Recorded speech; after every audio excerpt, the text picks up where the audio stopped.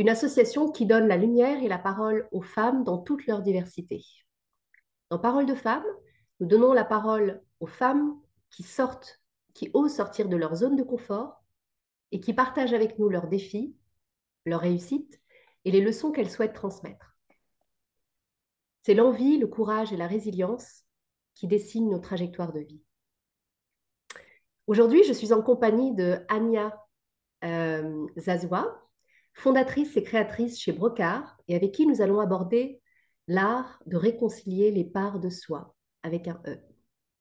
Entre l'Algérie et la France, c'est l'amour de l'art, de la création sous toutes ses formes, qui pousse cette jeune artiste à œuvrer à une approche iconoclaste de l'art. Son inspiration, elle la puise dans son enfance, sous le regard de sa grand-mère maternelle, qui l'a initiée à la beauté du tissage. Poulpe ultra créative, Ania se définit comme une tisseuse qui s'inspire de toutes les nuances de son identité plurielle. Merci beaucoup, Ania, d'avoir accepté notre invitation. Alors, avant de rentrer dans le contexte de ce qui t'anime, peux-tu nous raconter l'événement ou la série d'événements qui t'a poussé à devenir ce que tu es aujourd'hui? Bonjour. Alors, est-ce qu'on me voit déjà? Tu vois. Super. Ben, merci infiniment pour l'invitation. Je pense que les séries d'événements qui ont fait qui je suis, alors je ne sais pas exactement qui je suis, ce que je suis, c'est comme tout le monde en work in progress. Ben, l'élément moteur, c'est euh, ce qui nous a fait nous rencontrer toutes les deux, c'est la magie des rencontres. Ma vie a été souvent jalonnée par mon enthousiasme à accueillir les rencontres telles qu'elles sont. Et justement, peut-être que ce qui peut être un défaut ailleurs, de pas forcément anticiper, de prendre ce qui est. Et en fait, en gros, j'étais dans une famille plus ou moins classique algérienne. Quand je dis classique, euh, ça veut pas dire grand-chose puisque finalement on est tellement divers, mais il y a des familles comme ça en Algérie qui en misaient sur les études pour justement être dans une Algérie indépendante qui se construit, qui bâtit et avec une idée de ce que sont les études qui vont être des études plutôt en maths et en sciences. Et j'y étais et j'ai même été plutôt très bonne élève euh, jusqu'au moment où, ayant eu mon bac, je me rends compte que, ah mince, en fait, j'ai suivi le film et qu'est-ce que je vais faire de ça? Alors, ça m'a été très utile, mais j'avais pas envie de. En fait, je me suis retrouvée à suivre comme ça tous les membres de ma famille et c'était non verbal, mais il fallait faire médecine ou ingénieur. C'est forcément ça. Et moi, j'arrive en disant, mais en fait, alors, petite parenthèse, mais j'ai eu mon bac dans les années 90 en Algérie.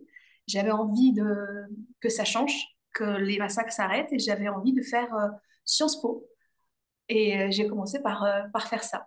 Donc, j'ai été dans les sciences politiques et, et puis j'ai arrêté parce que l'enseignement était fait de telle sorte où, alors, je ne vais pas être barbante, mais on arabisait à ce moment-là. Et en fait, les profs qui nous enseignaient n'étaient pas forcément des arabisants. Donc, pour pouvoir pallier à ça, ils apprenaient des textes tels quels.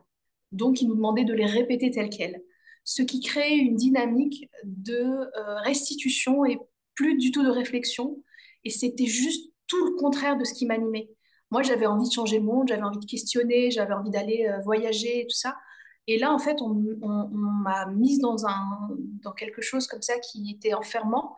Et puis, nous étions jeunes et les étudiants avaient compris qu'il suffisait d'apprendre par cœur pour avoir des bonnes notes. Et mais je me fichais complètement des bonnes notes. Donc, je dis non, je ne veux pas. Je repasse mon bac parce qu'en Algérie, il fallait repasser le bac, on ne pouvait pas l'utiliser plusieurs fois. Et le 28 août, la date d'anniversaire de mon papa, il passe par l'école des beaux-arts d'Alger. Elle venait de réouvrir parce qu'elle avait fermé avant. Le directeur et son fils, Asla, Ahmed et Bouba, fils, ont été assassinés quelques années, 2 ans auparavant. L'école avait été fermée, ils l'ont réouvert. Et là, L'école réouvre et papa me dit, écoute, peut-être que ça te plairait de faire les beaux-arts d'Alger. Il me dit, je pense que ça te fera du bien, mais dans sa tête, c'était quelque chose de l'ordre de presque de l'amusement ou dans sa tête peut-être de thérapeutique. Et d'ailleurs, il l'a même envisagé comme une année sabbatique. C'était en 94. Ils attendent tous les deux, mes parents attendent que l'année sabbatique s'arrête. Je suis rentrée dans cette école, c'était l'émerveillement parce que cette école est juste majestueuse, elle est sublime et c'était notre cocon à nous, notre bulle de respiration. L'architecture est belle, c'est hyper verdoyant et euh, contrairement peut-être à d'autres endroits où on fait ces études, on peut dire que tous ceux qui étaient là parce qu'ils avaient réellement envie. C'est ce qui nous animait tous, on avait réellement envie d'être là. Le deal que mon père a un peu signé avec moi, c'était, écoute, j'ai négocié avec ta mère. Elle est déjà pas contente que tu fasses pas dentaire ou médecine. Elle est d'accord pour l'année sabbatique. Par contre, s'il te plaît, fais quand même architecture intérieure. Que je lui dise pas que tu fais peinture. Dans sa tête, c'était, je veux bien une année sabbatique, mais bon, ne poussons pas le bouchon trop loin. Et donc, j'arrive, je rentre dans cette école et je me rappelle de ce détail. J'étais tellement émerveillée par tout ce qui se dégageait de cette école. Et j'avais une copine avec moi qui avait le même profil que moi, c'est-à-dire qui n'était pas spécialement une fille qui dessinait. Alors, moi, je dessinais pas beaucoup. Et j'ai deux mains gauches. C'est ce qui me caractérise vraiment. Je pense que je suis un super symbole pour ceux qui croient ne pas savoir et qu'est-ce qu'on peut faire quand on ne sait pas, comment on fait avec ses mains gauches et comment on fait avec les tâches et comment on fait, voilà, comment on détourne et tout ça. Donc j'avais dit à cette copine, mais je te jure que maintenant que je suis là, même si on me prend pour faire les vitres, je veux rester dans cette école. J'avais senti quelque chose, un attachement direct. Et alors, rien à voir, mais une fois adulte, à chaque fois que j'ai visité un espace pour, euh, pour habiter, que je voulais louer un espace, on ne sait jamais quand est-ce que le propriétaire va dire OK, mais moi, je le savais. Quand je rentrais dans un espace, que c'était OK et que c'était là. Je le savais, et c'était la même chose avec l'école des beaux-arts. Donc voilà, je rentre dans cette école. Euh, C'était périlleux, j'ai fait 5 années là, puisque j'ai fait effectivement architecture intérieure, on apprend à concevoir, on apprend à déconstruire, on apprend... Moi, j'étais devenue boulimique parce que autant j'étais dans ma zone de confort au lycée, puisque j'ai jamais eu de cahier et je réussissais quand même. Là, ça suffisait pas. Ce que tu as en tête, il faut pouvoir le montrer, le démontrer. Et ça, c'était très compliqué pour moi parce que je ne maîtrisais pas la représentation, le dessin. Donc, j'ai dû apprendre. J'ai même dû apprendre à le faire de manière virtuelle, à utiliser des photos, des choses comme ça, des subterfuges. Et puis surtout, mon côté Gaston Lagaffe m'a aidé à concevoir des choses incroyables parce que j'étais celle qui, 5 minutes avant de finir sa maquette, faisait renverser la peinture sur la maquette blanche, voilà. Et en prenant n'importe quoi pour essayer de réparer, en fait. Alors, je réparais pas, mais je créais des textures auxquelles on ne pensait pas, exactement comme la tarte tatin. En fait, je faisais des erreurs, sauf que j'avais le regard aiguisé pour voir que le résultat de cette erreur, bah, je peux le réutiliser pour faire des choses. Et j'ai fait des matériaux incroyables auxquels on ne pensait pas. J'ai fait des structures pas possibles parce que c'était né d'erreurs. Alors au départ, c'était une erreur, mais la différence, c'est mon regard sur cette erreur. Qu'est-ce que ça donne? C'est comme mon regard sur ce que les gens trouvent moche. Ben, en fait, je le regarde autrement et puis je vois quelque chose de beau dedans et ça fonctionne. Et C'est l'adage qui dit la beauté est dans l'œil de celui qui regarde. Carrément, carrément. Mais en fait, quand tu le prends, bah ça t'appartient. Mais en fait, au bout d'un moment, moi, comme j'en avais quand même besoin, il y avait quelque chose de donnant-donnant. Je l'utilisais pour faire mes affichages et mes monstrations et j'avais du mal à me défendre moi, mais du coup, je défendais ce côté-là. Et les gens disaient, mais comment t'as pensé à ça? Alors, j'y avais pas forcément pensé, c'était ou intuitivement ou par accident, mais je le récupérais. C'est vraiment ça que je fais. Je récupère euh, euh, tout ce que je fais. D'ailleurs, aujourd'hui, je me définis aussi comme artiste flâneuse. Je me donne le droit de flâner. J'adore me perdre. C'est quelque chose que j'adore faire. Mais c'est pas que je triche, mais je flâne toujours avec un regard un peu alerte parce que je sais que quand je sors le matin, je me dis, allez, où est-ce que je vais me perdre aujourd'hui? Mais je sais que je vais regarder les gens attentivement. Je sais que l'un d'eux va me donner une indication sur quelque chose. Ou même quand il n'y a rien, ben juste j'aurais passé une belle journée et j'ai rencontré le tapissier de 71 ans à Alger qui avait l'air acariâtre, insupportable et qui m'a détesté dès le premier regard et c'est devenu mon meilleur ami parce que je m'étais trompée dans une ruelle, je voyais qu'il le faisait, qu'il avait une brocante et qu'il faisait de la tapisserie, que euh, je lui propose de lui acheter un de ses meubles et puis je lui dis mais si vous êtes tapissier est-ce que vous pouvez me le faire et tout ça il me dit ok et lorsque j'arrive avec mes tissus colorés mes personnages et mon envie de couleur il me dit mais c'est blasphématoire madame c'est pas possible je lui dis mais on avait dit ok j'ai payé et donc, du coup, pour l'anecdote, il a une échoppe toute petite, en fait. Et donc, il me rappelle, il me dit, oui, oui, oui, je vous le fais, mais c'est la dernière fois, il y a 4G qu'on voit ça. Il me dit, je vous le fais parce que vous avez déjà payé, mais je veux plus vous revoir. Je dis, ok, d'accord. Donc, il me le fait, il bossait hyper bien, il bosse toujours hyper bien. Et donc, une fois qu'il a terminé, euh, il m'appelle, alors je me dis, ouais, encore énième coup de gueule, et il me dit, écoute, je te le mets juste à l'entrée, comme ça, dès que tu arrives, tu le charges dans ta voiture et tu t'en vas. Je dis, ok, d'accord. Puis il me rappelle, je dis, non, non, mais là, ça suffit. Au bout d'un moment, il me dit, non, mais c'est pas ça.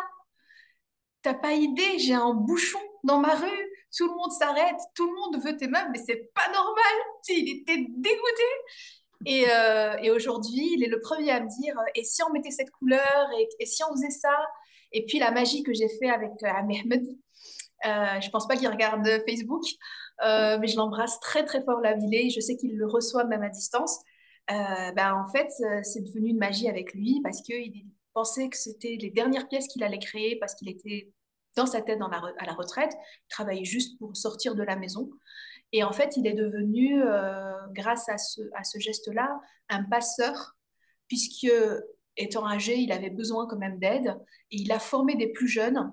Et les plus jeunes ne venaient pas forcément se former chez lui parce qu'il travaille hyper bien, mais c'était marronasse. Donc, ils n'aimaient pas. Et quand ils voyaient ce que je faisais, ben, ils avaient envie, en fait. Ils se sont reconnus dans l'aîné qui sait très bien faire et la plus jeune qui arrive avec cette fraîcheur, et c'était pile ce qu'il fallait. Et on a réussi finalement à former des jeunes qui ont plus tard eux-mêmes ouvert leur propre espace de travail. Donc voilà. Donc il y a plein de choses en fait. C'est vraiment la magie des rencontres. C'est des personnes que j'ai croisées. C'est des personnes aussi qui font partie de mon quotidien. Alors mon papa évidemment, ma maman. Alors elle, c'est la rencontre, la vraie rencontre avec elle j'avoue, ne s'est faite que tardivement. Parce que très longtemps, étant très proche de ma grand-mère, ayant des rapports privilégiés avec elle, Paternelle, grand-mère maternelle. maternelle, la maman de ma maman. La maman de ma maman, un rapport hyper privilégié parce que c'est une femme, comment je la décrirais comme une cartésienne rêveuse. C'est très bizarre. Elle est très, très cartésienne, mais elle avait plein de rêves. C'est-à-dire qu'elle était ambitieuse et elle rêvait à des choses qui, a priori, ne seraient pas évidentes pour une femme qui habiterait dans un petit village en Kabylie, quoi. Et elle avait de très, très beaux rêves, mais très cartésiennes. C'est-à-dire que elle ne va pas se dire, allez hop, on fait ça n'importe comment. Et elle a eu Mais 11 pourtant, enfants. elle a aussi été un barrage dans ce que tu voulais, euh, dans ce que tu voulais accomplir. Autant ton père t'a aidé à cette émancipation, parce que je pense que, en tout cas dans la relation père-fille, j'ai l'impression que nos pères nous connaissent très bien. Mm. Et souvent, les pères sont émancipateurs, contrairement aux femmes qui sont les Ouais. gardiennes de la tradition. Et là, j'ai l'impression que c'est un peu Ouais. ça qui se jouait. En fait, ma mère a eu une mère qui n'était pas la même qui était ma grand-mère. Ma grand-mère ne s'est pas comportée pareillement avec ma mère qu'avec moi. Moi, j'étais son amie. Moi, j'avais le droit de tout lui dire. Moi, j'avais le droit de lui faire des câlins. Ma grand-mère a eu 11 enfants et elle m'a dit cette phrase quand moi j'ai eu ma fille et que j'ai pas eu envie d'en refaire d'autres. Pas parce que enfin, j'ai eu une mauvaise grossesse. Et sur le coup, je dis, mais comment t'as fait pour en avoir 11 en fait, c'est fou. Et elle me dit sincèrement, n'en fais pas d'autres si t'as pas envie, parce que moi j'en ai eu 11 et j'ai eu le temps de prendre aucun dans mes bras. C'est Mm. dingue cette phrase. Elle me dit profite, profite, profite de ta fille. Ma grand-mère, avec ma mère, il faut savoir qu'elle a dû l'avoir genre 17, 18 ans. Et en fait, c'est très vite devenu son allié. Elle demandait à ma mère, quand ma mère avait 12 ans, d'aller s'occuper de ses enfants, comme si c'était ses enfants à elle. Donc, elle était devenue maman, quasi maman, avec en tout cas le poids de la maman, à 12 ans. Et ma mère avait besoin d'être une enfant et avait besoin de respirer et elle ne le faisait que en sortant de la maison. C'est pour ça il y avait, on l'appelle maintenant Mamie Fouzette, mais elle s'appelle Fouzia. Et il y avait deux Fouzia. Il y avait celle qui était à la maison, qui respectait toutes les règles, et puis celle qui était à l'extérieur, c'est pas qu'elle respectait pas les règles, parce que finalement, elle était quand même formatée pour respecter les règles, pour être première de la classe finalement, mais elle avait besoin de briller, elle avait besoin qu'on la remarque, elle avait besoin qu'on la voie elle. Et c'est vrai, ce que tu dis, c'est totalement vrai, dans le sens où pendant longtemps, c'est pour ça que je dis, la rencontre avec elle s'est faite tardivement. Quand elle m'a eue comme fille, sa mère et elle étaient, je sais pas si elles étaient rivales, mais en tout cas, euh, ma grand-mère était suffisamment forte pour qu'on la mette au-dessus, donc ma mère n'avait pas ce sentiment-là, mais peut-être que ma grand-mère voyait quand même ma mère comme une rivale, parce que presque le même âge, elle avait fait de grandes études, elle voyageait beaucoup et tout ça. Et donc ma mère, quand elle m'a eue, elle n'avait pas l'habitude d'un seul enfant. Ma mère a toujours été entourée de beaucoup, beaucoup de filles et garçons et d'une fratrie euh, nombreuse. Et dans cette fratrie-là, alors j'ai l'air de prendre comme ça des chemins de traverse, mais c'est important. Je pense que ma grand-mère, quand je parle de ma grand-mère, je pense que beaucoup de femmes ont fait ça à l'époque. Bah, humainement, on ne peut pas éduquer 11 enfants en même temps parce que c'est vraiment l'un derrière l'autre. Ça crée spontanément des groupes d'âge et des Mm. sortes de clanisme par groupe d'âge. Et en fait, il y a des arrangements qui se font et ma grand-mère a trouvé comme modèle, comme moteur, la compétition. Mm. Elle a mis en place une espèce de compétition, comme ça, elle avait à gérer le groupe d'élite et elle demandait aux autres de suivre. Et alors, ça peut être bien pour une course à pied, mais humainement, c'est pas le meilleur qu'on puisse Utiliser pour mieux proposer. régner. Et en fait, c'est juste, je m'occupe des. Et puis, tu es obligé de suivre, en fait. Et donc, ma mère, n'ayant qu'une seule fille, elle avait vu, elle était assez. Elle a beaucoup enseigné, ma mère, donc elle sait regarder, elle sait observer des choses. Et elle ne me comprenait pas forcément parce que autour d'elle, elle avait vu des mécanismes justement de déguisement, de pas montrer qui on est, d'avoir le double visage. Et moi, j'arrivais dans une Algérie, j'étais ado dans une Algérie complexe des années 90. Euh, je suis née un peu plus tôt, donc on vivait hyper bien, on était hyper à l'aise, on était hyper émancipés, elle y compris. Puis on arrive dans quelque chose de très oppressant et ayant peur pour moi, en fait. C'est ça que je voulais dire, c'est que papa n'a pas eu besoin de stresser parce que ma mère stressait pour lui. Lui, il stressait pas. Et il faisait confiance à la vie aussi. Elle avait besoin de contrôler. Et donc, du coup, elle avait peur pour moi, en fait. Et quand elle me voyait faire quelque chose, elle se demandait, mais qu'est-ce que je cachais? Je lui dis, mais non, je cache pas, en fait. C'est comme ça. Et même des fois, il lui est arrivé, je me rappelle quand je voulais sortir, que j'étais plus jeune et tout, et elle me disait, non, mais me raconte pas. Si tu vas à tel endroit, je dis, si, si, je veux que tu saches, je veux que tu saches exactement ce que je fais, je l'assume, et je veux que... Et elle me disait, mais c'est pas possible. Je dis, mais j'ai pas besoin que tu sois d'accord. Je veux juste que tu saches. Et elle comprenait pas ça. Et donc, on a mis du temps. Et en fait, il n'y a pas d'âge pour se réaliser.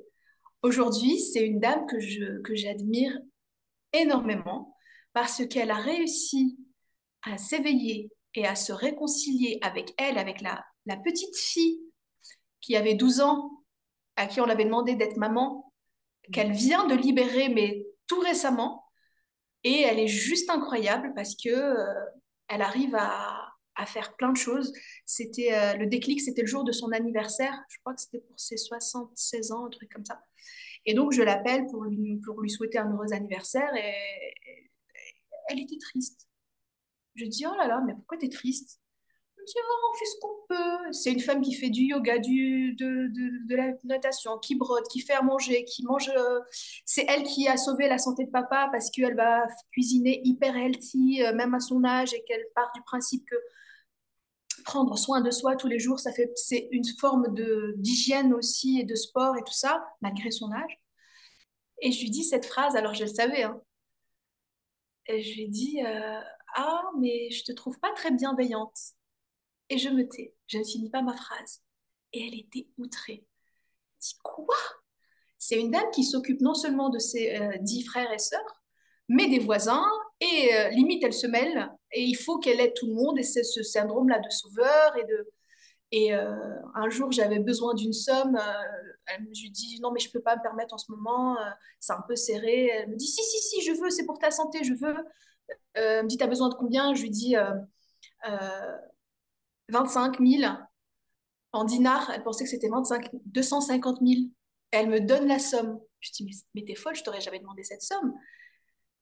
Alors que pour elle, elle ne va pas s'offrir un truc qui coûte beaucoup moins cher. Et quand je lui dis, je ne te trouve pas très bienveillante, elle s'est tue. Enfin, elle s'est pas tue, elle a réagi. Et elle me dit, moi, pas bienveillante, je la laisse râler. Et puis je lui dis, ouais, tu es bienveillante avec la terre entière, mais pas avec vous êtes. Vraiment, je trouve que tu n'as pas conscience de tout tout ce ce dont elle est témoin en premier lieu, de tout ce que tu fais pour les autres et ce que tu ne fais pas pour toi. Et je crois que ça a été son déclic pour elle. Et parce que elle a amorcé, j'ai vu le changement en elle, ça m'a fait du bien. Et je pense que j'ai aussi vu que je pouvais avoir un pouvoir aussi sur autrui, sans forcément dire aux gens, changez, faites ceci, faites cela. Alors, rien à voir pour ceux qui nous écoutent, mais c'est ce que je fais dans mon art. On a juste 5 autres questions, voilà. Et on a, Rien à voir, mais c'est en on a fait, mis 10 minutes. c'est exactement ce que je fais dans mon art, en fait.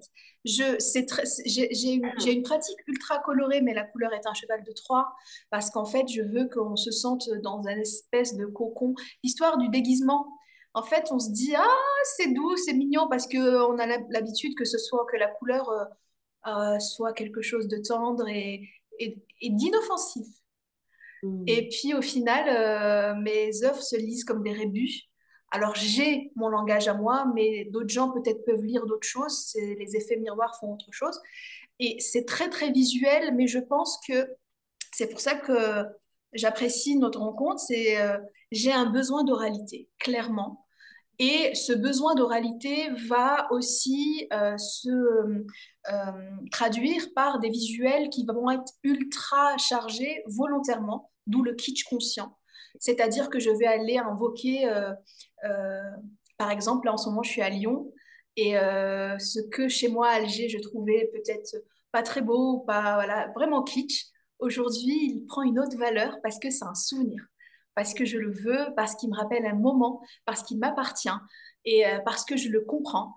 Comme ce que je disais avant, mon regard sur ce qui peut être moche pour certains, ben moi, c'est de la tendresse. Et je me le réapproprie. C'est pas quelque chose qui m'échappe. C'est pas parce que j'ai pas les codes et que je fais par mimétisme. Non, c'est je voyage, j'apprécie ce qui se passe ailleurs, notamment en France. Et ça, les gens comprennent pas toujours. Moi, je suis née dans un pays indépendant. Et la France a été un des premiers pays où j'ai eu des vacances et j'ai rencontré des gens ou des amoureux ou des copains ou des Nathalie qui est quasi ma sœur.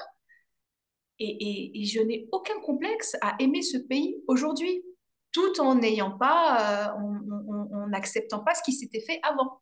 Et je t'en ai parlé en aparté, je t'ai dit, c'est hyper important de savoir ce qui s'est passé, la mémoire la mémoire de ceux qui nous ont précédés, mais leur mémoire à leur époque, ça peut pas être la même que la nôtre. Donc on écoute, on prend ce qui s'est passé. N'oublions pas qu'ils étaient jeunes à l'époque, qu'ils avaient une perception, on écoute ce qu'ils ont vécu, on prend, on respecte, on accueille et puis on pose des poids qui ne sont pas à nous.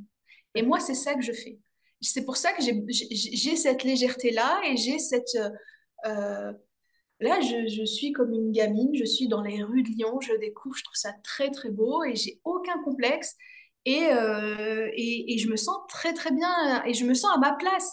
J'irai en Italie, je me sentirai aussi à ma place parce que ma place, c'est moi à l'intérieur. Tout à C'est fait. moi à l'intérieur. Partout, j'emmène qui je suis moi à l'intérieur. Et en même temps, il y a dans cette notion de mémoire de nos ancêtres, etc., c'est aussi une mémoire qu'on porte. Il y a une mémoire cellulaire. Oui, On oui, porte aussi ces complètement. espaces de blessures, de colonisation, de mémoire très violente. Mais c'est aussi, en tant qu'artiste, je pense, et ta capacité à mettre, à poser un regard nouveau ou à voir la beauté de ce trauma, finalement.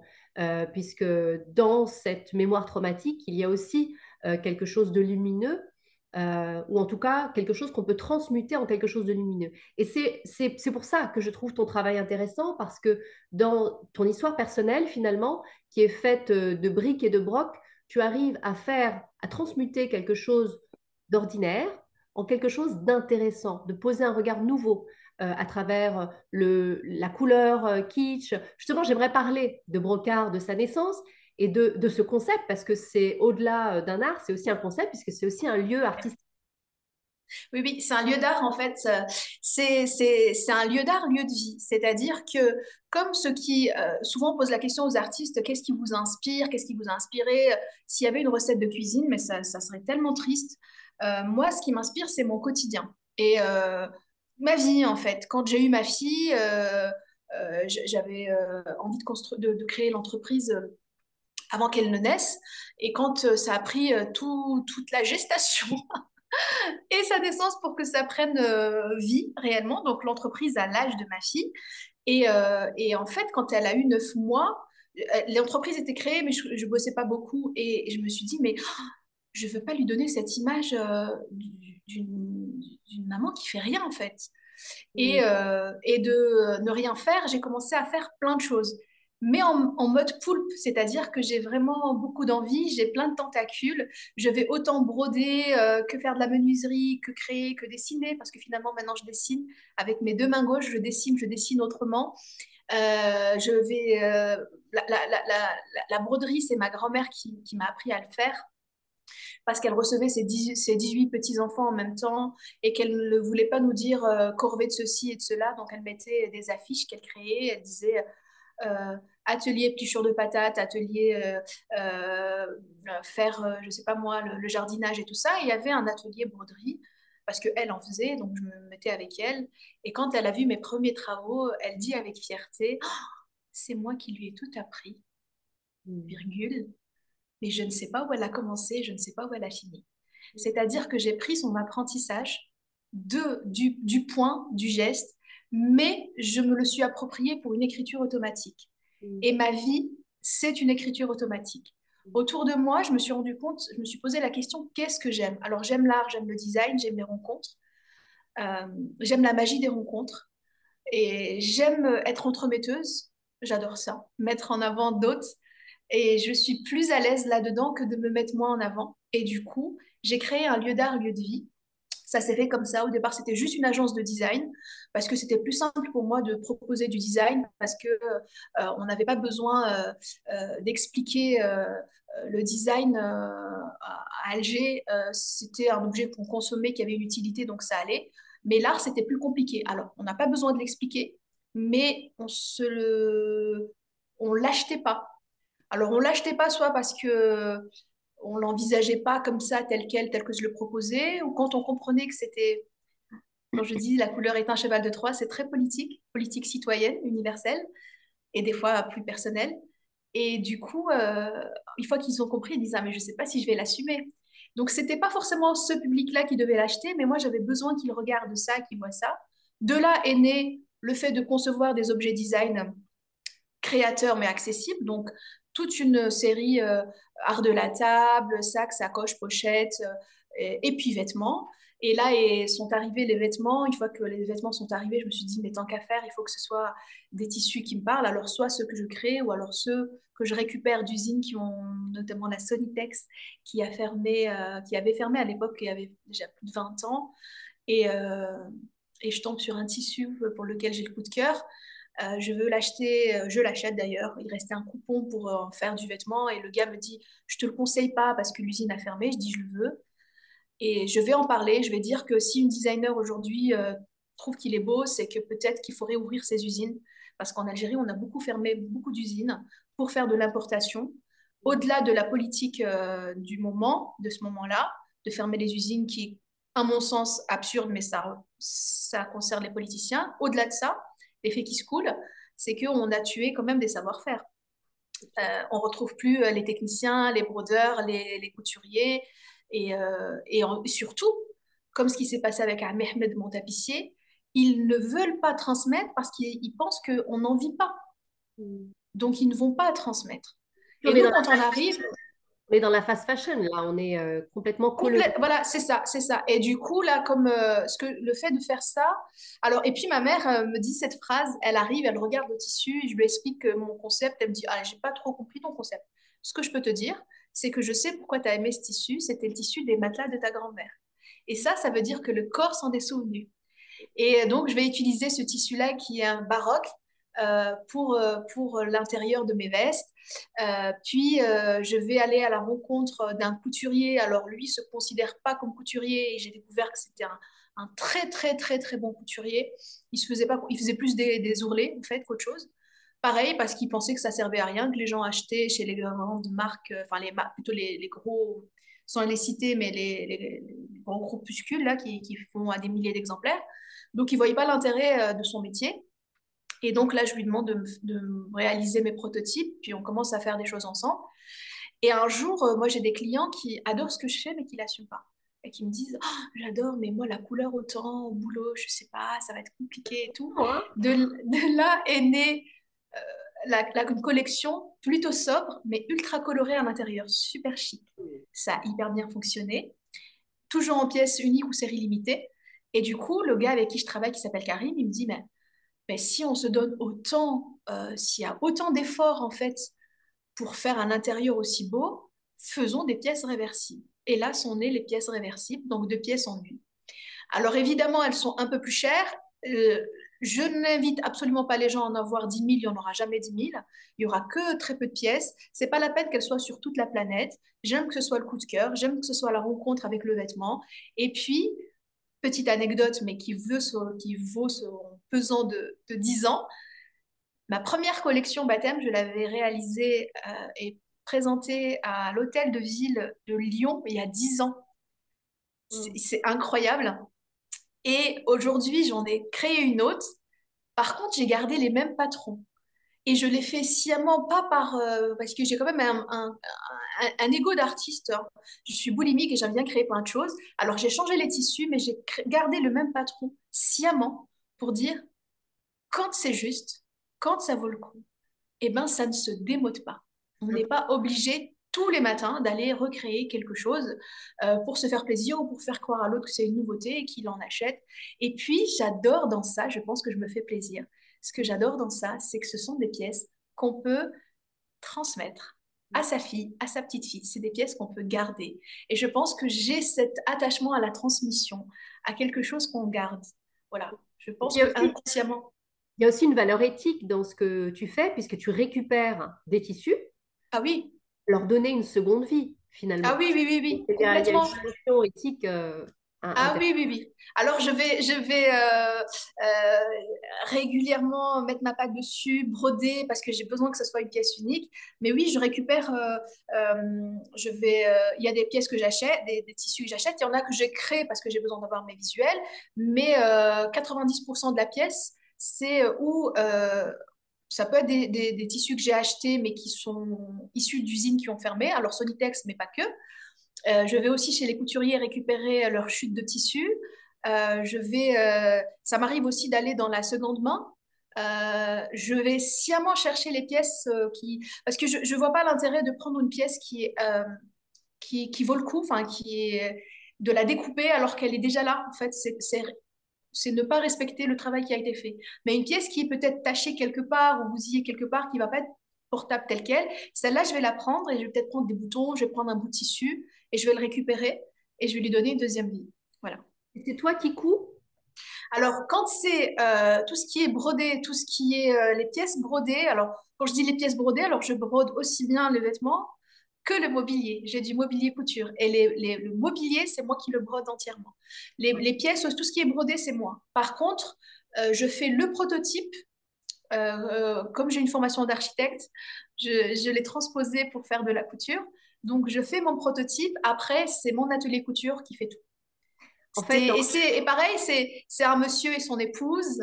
C'est une histoire de femme. Lui n'avait absolument pas besoin En fait, lui, il faisait des ourlets, ça lui suffisait complètement. Et c'est son épouse, quand elle a vu le travail, lui, il voyait pas où était l'intérêt. Il pensait que c'était fait pour des pièces de théâtre. En fait, il voyait pas ce que je faisais. Il s'intéressait même pas à ce que je faisais. Moi, ça m'allait très bien. Et son épouse, qui était émerveillée, elle me dit, mais laisse-moi faire, c'est moi qui vais lui parler. Il va te le faire. Parce que ça, là, je disais, mais Karim, j'ai un défilé en France. Il me dit, ah, mais ça se fera, je finirai quand je finirai. C'est pas possible. Ils s'en foutaient complètement. Et elle a été un peu mon alliée parce qu'elle a aimé. Elle a adhéré. Et d'ailleurs, il l'a formée, elle aussi. On est dans une passation. Donc, elle ne sait pas faire la même chose que lui, mais par exemple, elle va pouvoir le suppléer sur certaines tâches. Et ça a créé même une nouvelle dynamique dans leur couple. Donc voilà, voilà, je rentre un peu dans les maisons des gens. Et d'ailleurs, quand on me dit qu'est-ce que tu fais dans la vie, à Alger, je dis souvent oui, je suis entrepreneur culturel, je suis architecte d'intérieur, designer. Oui, ok, d'accord, mais en fait, je suis beaucoup, beaucoup, beaucoup nounou de mes artisans. Parce qu'en Algérie, l'artisan, quand il a un truc à faire, ben, il peut très bien te dire ah oui, mais mon fils est malade. Oui, tu as une deadline, mais moi j'ai autre chose à. Ou j'ai un mariage, on m'a appelé. Et donc, ça sert à rien de dire j'ai une deadline parce que c'est pas la même. euh, c'est pas pareil que dans le l'Occident. rapport au temps n'est pas le même, Ah ouais. non, non, mais oui, et puis et même le rapport à l'argent. Le rapport à l'argent, ça y est, il a pas besoin de plus, ça lui suffit. Et tu vas pas pouvoir lui dire je te paye plus s'il en a rien à faire. Et donc, ce que je faisais, c'est que j'étais devenue nounou. Par exemple, s'il me dit mon fils, il doit aller chez le médecin, ben, je m'en occupe. Vas-y, on va bosser, je m'en occupe. Et en fait, il faut savoir leur parler. Ça sert à rien d'aller leur parler autrement. Au début, je faisais ça réellement pour mon intérêt parce que je me disais non, mais là, j'ai une deadline, c'est foutu. Sinon, il ne le fait pas. Ils m'ont aidé à moins stresser pour ça et c'est devenu de vrais rapports humains. C'est-à-dire que au départ, il était capable de me lâcher alors qu'il y avait une deadline, autant parce qu'il me voyait dans la vie au quotidien et que ça créait ça tissait pour le coup des vrais liens sincères et authentiques, autant tu lui demandes rien, il va être là pour toi à un moment inattendu. Et ça, c'est incroyable. Et au final, la vie, c'est quoi? Ça sert à ça. C'est pas tant, Rania, est-ce que je suis designer, c'est est-ce qu'au quotidien, mon activité me permet d'être épanouie, heureuse, d'avoir des rapports sains avec les gens. Au final, c'est ça qui importe. Et finalement, Hania, ça veut dire quoi? Rania, Hania, Rania, mon ça prénom? veut dire quoi? Ça veut dire, Rania, paisible. Paisible. on porte pas le prénom pour rien, à mon avis, hein. Mais Oui, bon, oui, il a été bien choisi. bien Ah oui, choisi. oui, il a été bien choisi. Alors, j'aimerais revenir sur la figure de la grand-mère, si tu es d'accord, parce qu'on sent Oui, une forte filiation féminine oui. dans ta lignée et qu'on a l'impression que tu reprends un peu le fil de ce que ta grand-mère t'a transmis. Est-ce que c'est celle qui t'a appris l'art de la broderie, n'est-ce pas? Oui. Voilà. Alors, comment est-ce que quand tu travailles, comment est-ce que tu honores sa mémoire? Alors, est-ce qu'elle est toujours de ce monde d'ailleurs, ta grand-mère? Et quand tu travailles, est-ce que tu as toujours voilà, au fond cet honneur de finalement matérialiser cet héritage? Quelque part aussi. Alors, non, alors elle est décédée il n'y a pas très longtemps. Ça a été très, très difficile pour moi. Bah, alors, c'est pas que je l'honore, c'est. Alors là, les gens qui te suivent vont te dire, mais qui c'est que tu as invité? Elle est perchée. Je parle régulièrement à ma grand-mère. Ah non, t'inquiète pas, je le fais Je aussi. parle régulièrement à ma grand-mère Euh, D'ailleurs, une des affiches qui a chamboulé ma vie, qu'on m'a demandé de faire, affiche de cinéma à Douarnenez, en Bretagne. Chaque année, ils font un festival de cinéma et avec un pays en particulier à l'honneur. En 2018, on me demande de faire l'affiche de ce cinéma-là, de ce festival-là, et je mets ma grand-mère et Mhm. ma fille aux mêmes âges. Un jour, je l'avais exposée à Londres. Et elle m'a dit, les gens m'ont vu et tout, parce que je lui ai quand même demandé son autorisation. Et elle était flattée, parce que tout le monde m'a dit, est-ce que tu as demandé à mamie l'autorisation? Je dis, mais je l'ai redessinée, j'ai le droit de dessiner ce que je veux en fait. Elle était redessinée, mais je me suis dit, ça lui fera peut-être plaisir, donc je lui en parle et tout. Et puis maintenant, elle est présente sur les affiches d'ailleurs, tout ça. Et je l'ai rêvé. Quand je disais que c'est une cartésienne rêveuse, je l'ai rêvé et elle m'a dit, je suis très contente, mais as-tu pensé à mes droits d'auteur? Ah Et ouais. j'ai trouvé ça tellement... Elle aurait tellement été capable de sortir une phrase pareille. Et ma mère, elle me dit, chez nous, on dit l'ouahda, c'est-à-dire il faut faire un cadeau en son honneur. Il faut faire quelque chose, un repas, elle est pas venue pour rien dans ce rêve-là. Elle est venue te dire que elle est plus là, mais tu peux partager avec d'autres et ça sera pour elle, ça sera un cadeau pour elle. C'est une sorte de réparation, en fait. Complètement. Ok. Très bien. Alors, le rituel, tout ça, enfin, parce qu'on sent quand même chez toi une énergie très introspective, c'est-à-dire que Oui. tu fais appel à tes intuitions, à ton instinct aussi. Euh, Mm. tu as la capacité de poser ton regard sur des choses peut-être que d'autres ne perçoivent pas. En tout cas, il y a un lien avec l'invisible qui est, je trouve, super intéressant et qui est inhérent, je pense, à la capacité de créer, c'est-à-dire de porter à la lumière tout ce qui est de l'ordre de l'invisible, de l'inconscient. Alors, j'aimerais savoir quel type d'enseignement tu donnerais ou quel type de conseil tu donnerais aux femmes qui n'osent pas aller justement euh, confronter ou rencontrer leur part d'ombre ou leur part Parce que ombre, c'est pas toujours négatif. Oui, C'est oui, des bien sûr. parts de soi qu'on ne connaît pas. Les deux coexistent, on a Voilà. besoin des deux, oui. Comment est-ce qu'on peut oser aujourd'hui en tant que femme et quels conseils tu donnerais à ces femmes qui justement n'osent pas y aller? Euh, alors, je ne sais pas si j'ai vraiment cette capacité-là de donner ce type de conseil, mais à chaud comme ça, je ne suis pas spécialiste, mais en tout cas, comment moi je fais, comment moi j'ai pu évoluer, comment j'ai pu moi-même transcender certaines barrières. Et d'ailleurs, les barrières et les obstacles sont toujours intéressants, ils sont jamais là pour rien. C'est toujours pour nous guider à dire, mais ne passe pas par là. Et puis nous, on insiste ici parce que j'avais envie d'aller là, hein. Oui, oui, oui, mais de l'autre côté, peut-être que tu vas voir d'autres choses que tu n'avais pas prévues. C'est l'imprévu, voilà. Intégrer l'imprévu, c'est hyper important, se lâcher. Et puis, c'est un terme qui est un peu galvaudé ces derniers temps, mais qui est pour moi très important, les fameuses croyances. On hérite tous de certaines croyances. Et moi, avant de pouvoir m'ouvrir plus à ça, je l'ai appliqué sur quelque chose de très simple. Euh, je suis toute petite, je pense qu'elle était un peu dyslexique, et puis j'ai toujours dit, je ne retiens pas les noms, et je ne retiens pas les noms, et à force de le répéter, effectivement, je ne retiens pas les noms.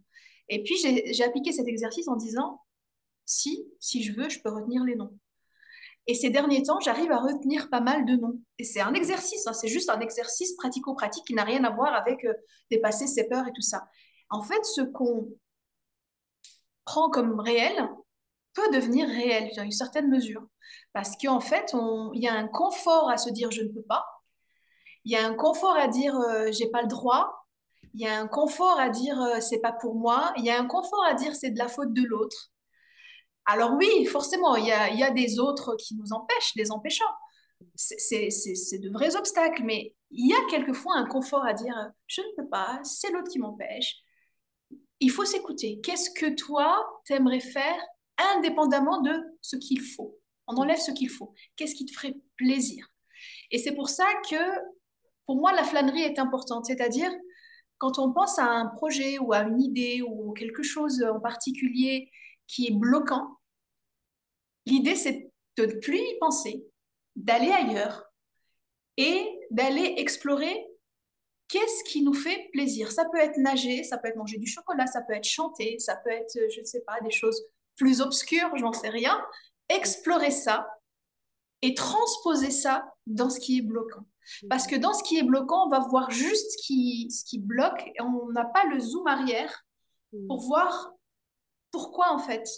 Il y a d'autres cheminements possibles. Donc, moi, ce que je dirais aux femmes, mais aux hommes aussi, parce que peut-être qu'ils nous écoutent, Les mais hommes. c'est vrai qu'elles se sont souvent, en tout cas chez moi, c'est souvent, oui, parce que mon frère ne me laisse pas, parce que la société ne me laisse pas. Il y a des choses qui sont réelles, il y en a, non. On nous l'a dit, et on a fini par le croire, et on a fini par l'appliquer. Et des fois, ceux qui sont censés nous bloquer ne sont même pas là pour bloquer. C'est comme lorsque la petite, la fille de l'amie de ma grand-mère a eu son certificat d'études et que le frère refuse qu'elle aille au lycée. Et que quand ma grand-mère me raconte ça, je lui dis, mais mamie, moi j'avais 16 ans, je lui dis, mais quel con. Et ma grand-mère, pour moi, c'est une féministe pure. Elle n'en a pas conscience. Et elle me dit, mais non, c'est pas un con. Ah, je lui dis, non, mais tu veux pas t'y mettre, comment ça, c'est pas. Excusez-moi pour le terme, mais voilà, j'avais 16 ans et c'était le terme le plus approprié. Je dis, mais tu vas pas t'y mettre? Elle me dit, non. Je dis, mais pourquoi tu dis ça? Elle me dit, à ton avis, qui a dit à ce jeune homme que sa sœur n'était pas une femme à part entière, un être à part entier, mais que c'était une femelle à protéger? C'est sa mère. C'est sa mère qui a mis ce jeune homme dans cette position, euh, des fois même qui les indispose. D'autres, bien sûr, ça leur plaît parce que par mimétisme, ben, les mecs font ça en fait dans le quartier. Mais en vrai, il y en a même qui adorent leur sœur et qui se sentent obligés de jouer ce rôle-là. Et puis, il y a aussi des femmes qui ah ben je fais pas parce que je peux pas, parce que j'ai pas le droit. Ben, et c'est pas vrai, c'est pas toujours vrai. Oui, après, c'est une responsabilité partagée parce que ce jeune homme qui tient ses propos voilà, sexistes, il peut aussi s'en défaire. C'est-à-dire, Absolument, on fait passer la absolument. responsabilité à nos Oui, ancêtres. oui, oui, oui. Ah oui, oui, oui, oui, absolument, mais complètement. C'est juste le poids. On revient à ce qu'on avait raconté au tout début de notre rencontre. C'est moi-même, ah, le soleil est là, ça fait du bien. C'est on est humain et on est soumis à ce clanisme et à ce côté mouton jusqu'au moment où on prend conscience, on dit mais, ah, mais je peux faire autrement. Mais on est tous parce qu'il y a un confort à être ensemble. On est un être sociable et social. Donc, quand autour de soi, tout le monde fait ça et que c'est la norme, c'est pas toujours évident de s'en défaire. Mais Par exemple, c'est pour ça que les voyages sont intéressants. Pour moi, le voyage, c'est hyper intéressant. Mais quand on voyage, il faut pas aller chercher son double. C'est pour ça que moi, quand je viens en France, je suis très heureuse de croiser les Algériens, mais je suis aussi heureuse de croiser des Espagnols, des Brésiliens, des Portugais, des Italiens, des Cambodgiens. J'adore ça, c'est ça qui me plaît en fait. Parce que j'ai déjà ce que je suis chez moi. Et en fait, en voyageant, on voit qu'on mange pas pareil, qu'on se mouvoit pas pareil, et c'est très, très, très libérateur en fait. il y a une notion de mouvement qui est super importante chez toi, c'est-à-dire lorsqu'on est face à un blocage, allez, il faut se mettre en mouvement, aller Ouais. chercher Ah, ailleurs. mais je l'avais pas vu comme ça. Ah, Là-bas. ça fait du bien de te parler. Ça Donc, fait vraiment du bien de te parler. tu remets l'élan vital en fait finalement de ce qui nous anime. Et je suis entièrement d'accord avec toi. Lorsqu'on est, on se sent pas légitime, et c'est vrai que les femmes sont championnes du monde avec le syndrome Ouais, de l'imposture. complètement. Il faut se mettre en mouvement. Il faut essayer d'aller chercher, voilà, des petites choses du quotidien qui peuvent nous donner envie. Parce que dans envie, il y a vie.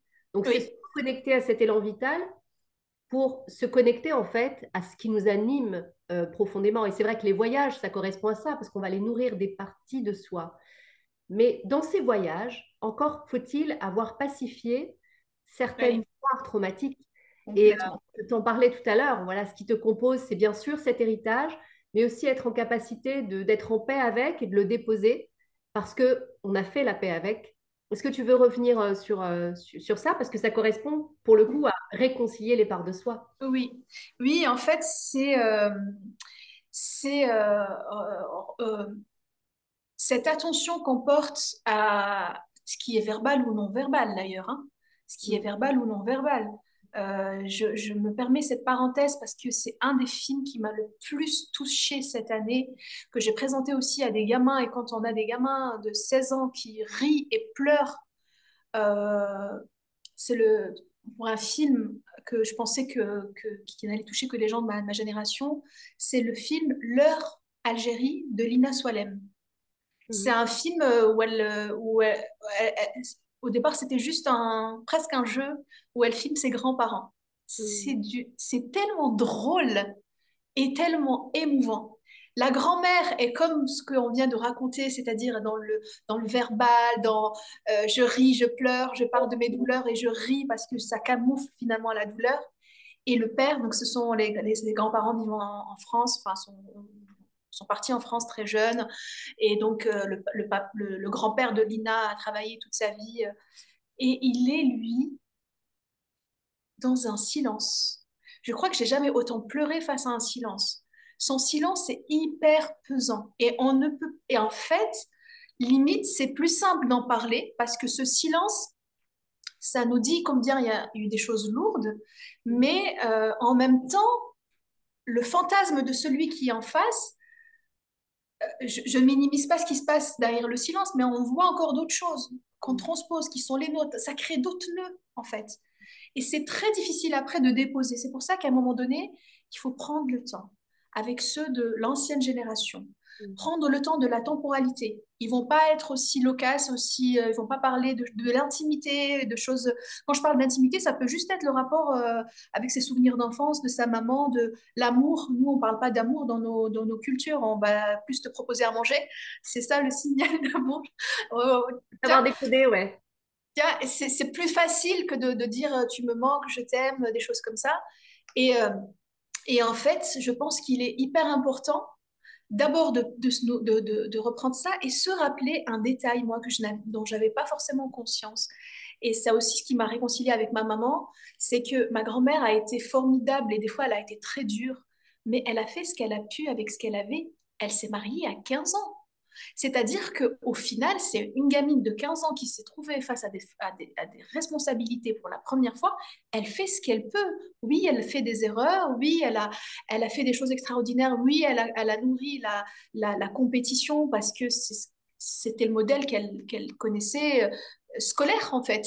C'est le Mhm. modèle scolaire qu'elle a retranscrit dans la maison. Mais au final, tu te rends compte que ce sont des personnes qui ont aussi des fragilités. Donc, remettre dans le contexte, remettre l'histoire dans son contexte. Euh, ce dont on parlait tout à l'heure, il y a l'ombre et la lumière.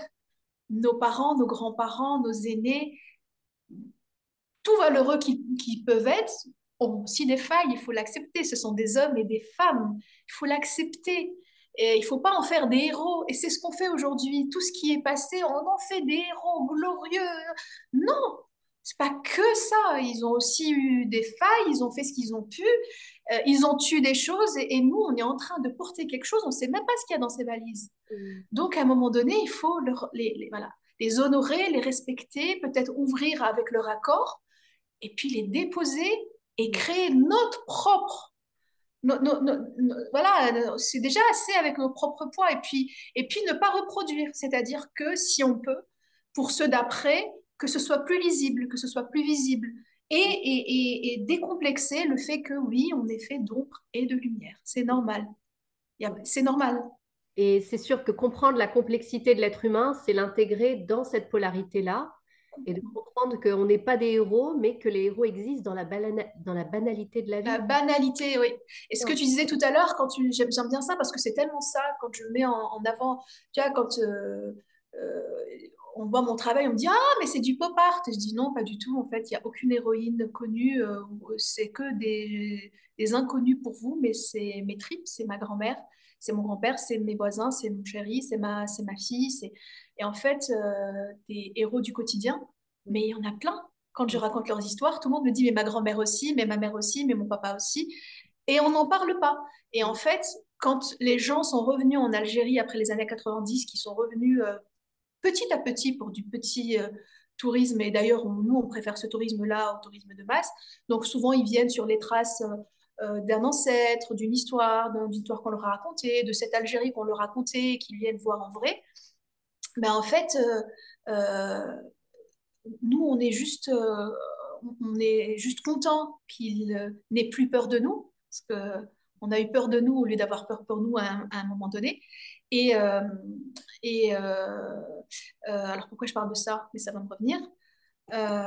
Les héros du Euh, ordinaire, tu disais. Tu oui, disais c'est peut-être ça. Et ordinaire, c'est pas visible. en fait, on a l'habitude que dans les voyages, les gens viennent voir ce qu'on sait faire, les monuments. Alors oui, il y a des choses comme ça. Donc, et on pense qu'on n'a rien, on s'excuse presque de ne rien avoir à offrir. Et moi, je les ai reçus justement dans mon lieu d'art, lieu de vie. On y expose de l'art, du design, des conférences, des chambres d'hôtes et une table d'hôtes, comme à la maison, comme chez papy et mamie. Donc, je les reçois, ces voyageurs. Et des fois, je leur dis, ah, c'est pas comme, c'est des voyageurs d'une agence prestigieuse qui vont dans des lieux extraordinaires. Limite, au début, je m'excusais, ils me disent, mais vous avez quelque chose, mais vous vous rendez pas compte, la générosité et puis ce détachement. On a l'impression, effectivement, que personne n'a rien à nous vendre au sens propre et figuré. Ils ont juste envie de partager un moment. Et par contre, on reconnaît un étranger quand il arrive. Alors, non seulement on n'a rien à lui vendre, mais c'est surtout, tu as besoin de quelque chose. Ah ben, le resto, il est fermé, mais tu sais, moi, chez moi, ma femme, elle vient de faire un couscous, tu peux passer à la maison. Mm, Et ça, c'est au quotidien, en fait. mm. On est algérien, on parle fort, on peut être passionné. Tu as deux gars qui discutent, tu as l'impression qu'ils se disputent, alors que non, pas du tout.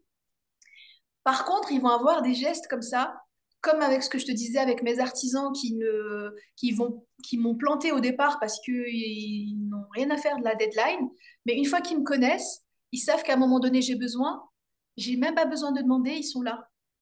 Et en fait, on a ce luxe de la générosité, du partage qui n'est inscrit nulle part. On ne le valorise pas. On a toute cette culture orale qui est, euh, qui est incroyable. Tu sais, par exemple, moi au début, je comprends un peu le kabyle, mais pas trop. D'ailleurs, mes premiers ateliers avec ma grand-mère, elle me laissait faire ses ateliers couture avec elle et broderie. Elle parlait kabyle avec ses copines, et nous, elle nous parlait en arabe.